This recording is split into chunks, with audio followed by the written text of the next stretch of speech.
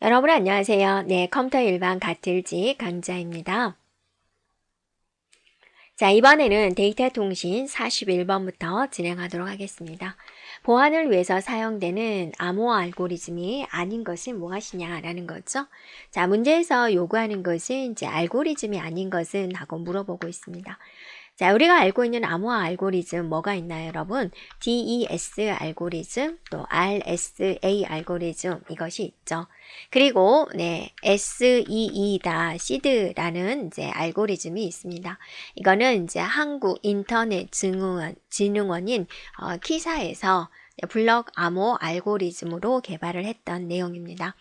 아닌 것은 바로 4번에 있는 내용이고요. SSL은 인터넷에서 신용카드로 전자상거래를 할 수 있도록 보장해주는 하나의 이제 프로토콜이 되겠습니다. 네, 그래서 정답 4번이 되겠습니다.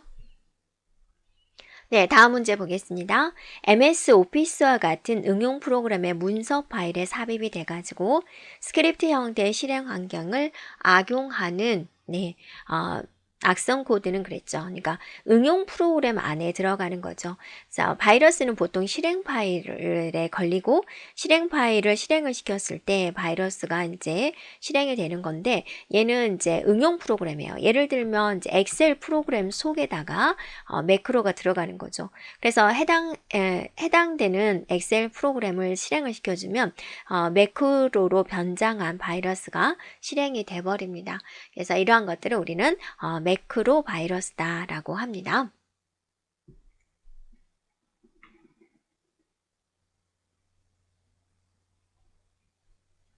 (43번입니다) 관리자가 구축해 놓은 보안망을 무력화시키고 네트워크 시스템에 불법적으로 접근하는 공격과 거리가 먼 것은 그랬습니다.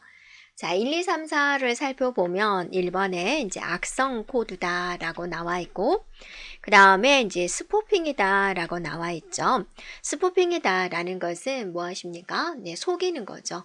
IP, 이메일, 도메인 네임 등을 속여가지고 자신의 정보인 것처럼 위장해서 공격하는 그런 기법이 되겠습니다. 그 다음에 이제 버퍼 오버플로우에 대한 접근입니다. 넘쳐버리게 돼서 서버가 마비되는 그런 공격 기법이 되겠습니다. 자, 4번에 나와 있는 NITS다라는 것은 침입 탐지 시스템이에요. 누가 침입하나 탐지를 하는 어떤 보안에 관련된 내용이 되겠습니다. 그래서 아닌 것은 바로 4번이겠습니다. 네, 다음 문제입니다. 다음에서 설명하는 웹 서비스 공격은 무엇입니까? 라고 그랬습니다. 내용을 살펴보면 공격자가 사용자의 명령어나 지리어에 특정한 코드를 삽입을 시켜버리는 거죠. 그래서 DB 인증을 우회하거나 또 데이터를 조작하는 겁니다. 그래서 우리가 데이터베이스에서 지리어 할 때 뭘 배웠냐면 SQL을 배웠죠. 네, 그리고 인젝션이다 라는 것은 이제 삽입하다, 주사하다 라는 뜻입니다. 그래서 SQL에 대한 내용을 변경을 해버리는 겁니다. 그러면 데이터가 조작이 되겠죠. 네, 그런 식으로 하는 서비스 공격이 바로 4번에 나와 있는 SQL 인젝션이 되겠습니다. 자, 45번입니다. 다음에서 설명하는 스니퍼 탐지 방법에 이용되는 것은 무엇이냐라고 그랬습니다. 네, 스니퍼다라는 것은 뭐죠? 너 뭐하고 있나? 라고 조용히 도청을 하는 것을 말을 하죠. 스니핑 공격을 하는 공격자의 주 목적은 사용자의 아이디와 패스워드를 이제 알아내는 거죠. 그래서 이 점을 이용해 가지고 가짜 아이디와 패스워드를 네트워크에 계속 보냅니다. 누군가 보라고.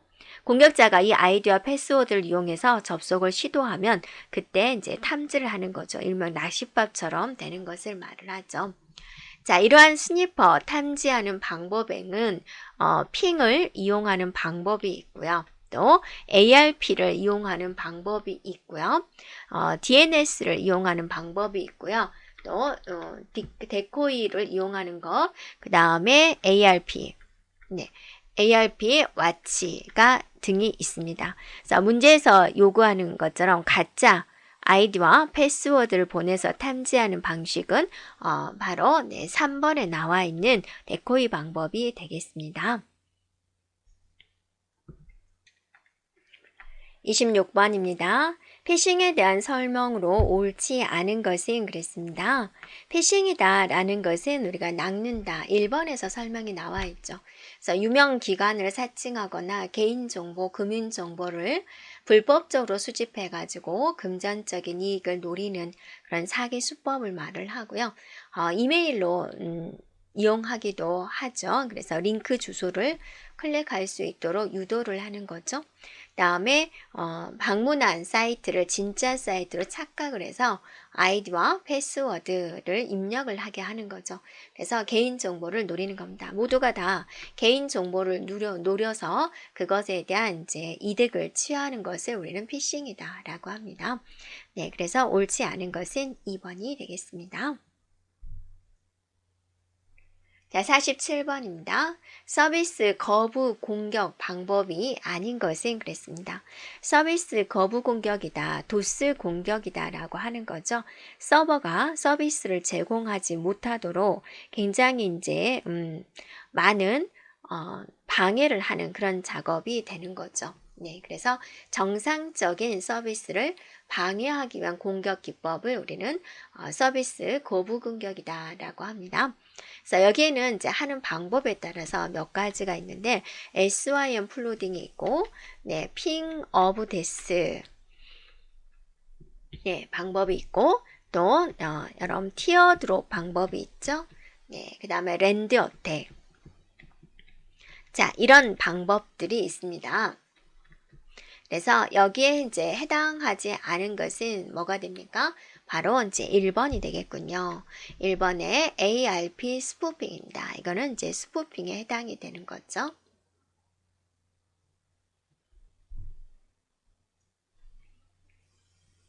자, 다음 문제입니다. 서비스 거부 공격, 도스 공격에 대한 설명 중 옳지 않은 것은 무엇이냐라는 거죠. 1번에 보면은 대부분의 서비스 거부 공격은 해커가 아직 침입하지 못한 시스템을 대상으로 해서 이 시스템에 대한 정당한 사용을 불가능해 하는 거죠. 원래 하던 일을 얘가 이제 못하게 해버린다라는 거죠. 자, 두 번째는 너무 많은 시스템 자원이 사용되기 때문에 수행되지 못할 수도 있다라는 거죠. 다음에 3번에 보면 서비스 거부 공격은 공격 트래픽이 대부분을 차지하는 거죠. 그래서 사용하지 못하게 하는 거죠. 자, 네 번째, 서비스 거부 공격은 예방하는 것이 가능하다. 예방하지 못합니다. 얘는 서비스를 평소 때는 서버라는 건 뭐죠? 사용자들한테 서비스를 제공하는 게 목적이죠. 이게 이제 트래픽이 많아가지고 이게 못하게 되는 건데 예방하는 기법은 없어요. 네. 다음에 이제 5번에 보면 디도스 공격은 좀비 PC들을 이용을 한다. 맞죠? 네, 그래서 틀린 것은 4번이 되겠습니다. 49번입니다. 보안 공격에 대한 설명으로 옳지 않은 것은 그랬습니다. 자, 1번에 보면 랜드 어택이 나와 있고 2번에 디도스 공격이 나와 있고 3번에 트리누 공격이 나와 있고요. 네, 4번에 SYM 플루딩이다 라고 있습니다. 랜드 어택이다 라는 것은 이제 출발지와 목적지 IP 주소를 동일하게 해가지고 자기 자신한테 응답 신호를 보내는 방법이죠. 그럼으로써 컴퓨터 성능이 저하되게 하는 방법이 되겠습니다. 그래서 1번이 틀리게 설명이 된 것이고 디도스 공격이다 라고 하면 좀비 PC가 하나의 서버에 공격을 하는 기법이 되고 트리누다 그러면 이제 UDP하고 관련이 있습니다. 통합된 UDP 플루드 서비스 거부 공격을 유발하는 데 사용되는 것이고요. 그 다음에 이제 이거는 특정한 가용자 수, 동시 가용자 수를 SYM 패킷을 보내가지고 점유를 시키는 겁니다. 그래서 이미 점유가 됐기 때문에 다른 사용자가 서버를 사용할 수 없게 만드는 공격 기법이 되겠습니다. 자, 50번 문제입니다. 관리자가 구축해 놓은 보안망을 네, 무력화시킵니다. 보안망을 무력화시키고 네트워크 시스템에 불법적으로 접근하는 공격 기법들이 있죠. 그런 것과 가장 거리가 먼 것은? 이라고 물어봤습니다. 자, 1번에 악성 코드를 이용한다. 이번에 스푸핑을 이용을 한다라는 거죠. 속이는 거. 가짜로 이제 다른 사람의 아이디 비번을 알아내가지고 직급이 높은 사람인 것처럼 내 사이트에 접속을 하는 거죠. 그 다음에 이제 버퍼 오버플로우를 시켜버리는 겁니다. 자, 네 번째 NIDS를 통한 접근이다 그랬는데 이거는 네트워크 기반 침입 탐지 시스템으로서 보안에 관련된 내용이 되겠습니다. 네, 그래서 자, 옳지 않은 것은 4번입니다. 자, 51번입니다. 다음 중 보안 침입 형태에 해당하지 않은 것은 무엇입니까? 보안 침입 형태에 해당하지 않은 겁니다.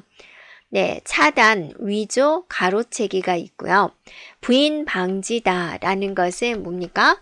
내가 그런 이메일을 보냈는데 보낸 적이 없어요 라고 거짓말하지 못하게 하는 거, 부인하지 못하게 하는 것을 이제 말을 하고 있습니다. 네, 그래서 이거는 침입 형태가 아니죠. 네, 방지하는 형태가 되겠습니다. 틀린 것은 4번이군요. 52번입니다. 생체 인증 기법에 대한 설명으로 옳지 않은 것은 그랬습니다. 자, 생체 인증이다. 우리 몸에 있는 걸로 가서 인증을 받는 거죠.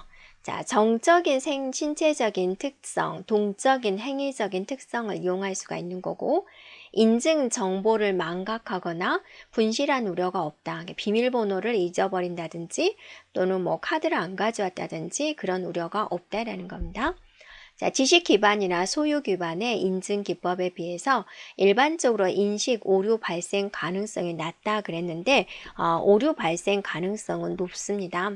여러분이 지문 인식을 했을 경우에 잘 잡히지 않은 경우가 종종 있습니다. 네, 근데 카드를 댔을 때 오류가 일어날 것과 지문을 댔을 때 오류 중에서 지문으로 인한 오류가 더 많죠. 그래서 3번이 틀린 내용입니다. 자, 인증 시스템 구축 비용이 비교적 많이 드는 그런 부분입니다. 처음에 어디든지 설치 비용이 이제 많이 들죠. 자, 53번입니다. 소인수 분해 문제의 어려움에 기초를 해가지고 큰 안정성을 가지는 전자서명 알고리즘은 그랬습니다. 그러니까 우리가 이제 암호 중에서 DES 알고리즘이 있고 RSA 알고리즘이 있고 이 RSA 알고리즘을 이용을 해서 전자서명이 만들어진 거죠. 전자서명. 네, 전자서명이죠. 근데 전자서명이 이제 RSA 알고리즘하고 다른 점은 무엇에 있는가요? 암호화 시킬 때하고 해독화 시킬 때하고 이제 키가 다르죠. 암호화 시킬 때는 어때요?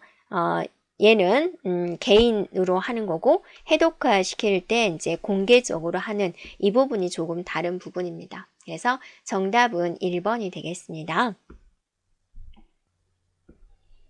54번입니다. 이동통신 가입자가 셀의 경계를 지나면서 신호의 세기가 작아지거나 간섭이 발생을 해서 통신 품질이 떨어져서 현재 사용 중인 채널을 끊고 다른 채널로 이동하는 것을 의미하는 것이 무엇이냐라고 그랬습니다.